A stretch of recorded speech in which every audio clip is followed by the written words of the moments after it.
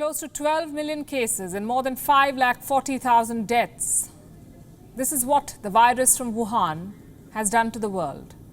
Tonight we take you back to where it began. Tonight we bring you the first pictures from inside China's virus factory, the Wuhan Virology Laboratory. For 6 months, this lab has been embroiled in the Wuhan virus blame game, and tonight we are taking you inside it. This is Asia's biggest virus lab, with more than 1,500 samples of deadly viruses, a facility which handles research into the world's most dangerous pathogens.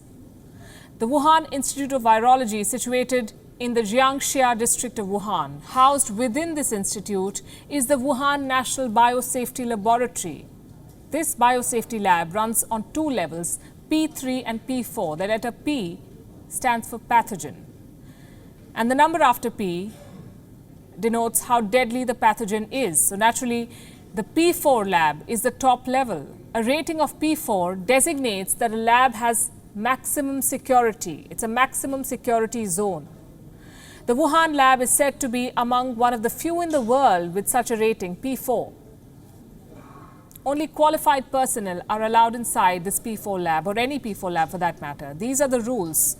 All of them are supposed to have extensive biosafety training and experience. Outsiders entering the lab are confined to hallways due to security requirements. The P4 lab is mainly used for research on deadly viruses without a known cure or vaccine, just like the Wuhan virus, what they call SARS-CoV-2. It is said that it takes nearly half an hour for an individual to enter and exit a lab like this. All personnel are required to wear positive pressure suits. All waste items are said to undergo biosafety disposal.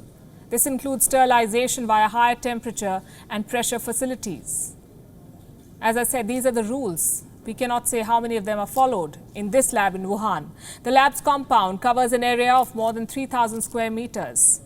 Its core area is said to be over 1,000 square meters. A comprehensive safety check is conducted every year. The decision to build this lab is said to have been taken after the SARS outbreak of 2003. The SARS virus had exposed the weaknesses in China's public health system. So China used this excuse to start building a lab after the SARS virus disappeared. It was a joint project between China and France. It took 15 years to complete. The lab became fully operational by 2018. And they did not waste time. The lab made global headlines in 2020. Why is this laboratory linked to the pandemic? And why has China released pictures of the lab now? To prove to the world that this is not a bioweapon facility. Any lab with military-grade facilities or weapons capabilities is not shown to the world. So China is showing this lab, and this is supposed to be proof of innocence. We're still looking for experts who buy this line. What we have found, though, is more reports that link the lab to the deadly virus. Reports say samples of a virus that closely resembles the coronavirus were sent to this lab 7 years ago.